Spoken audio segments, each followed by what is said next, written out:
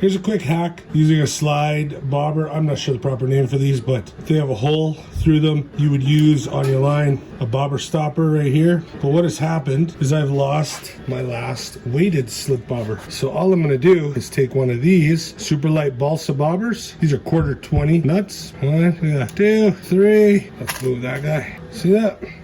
Now you could use 15-minute epoxy, but I think probably the greatest thing, I think the best thing on the market right now is this Instant Bond. Comes with the glue, and then when you spray it with the activator, it's done. So in this scenario, what I want to do here is literally put some of the glue on the shaft itself, slip on one, put a little bit number 2, add a little more adhesive on the shaft, and then that guy, look at that. Get your activator, just that simple. It's already dry to the touch. Now in this particular scenario with a float like this, I would suggest maybe not putting 3, start with 2, just to make sure it'll float with your rig and everything. This is something you'll have to kind of figure out on your own.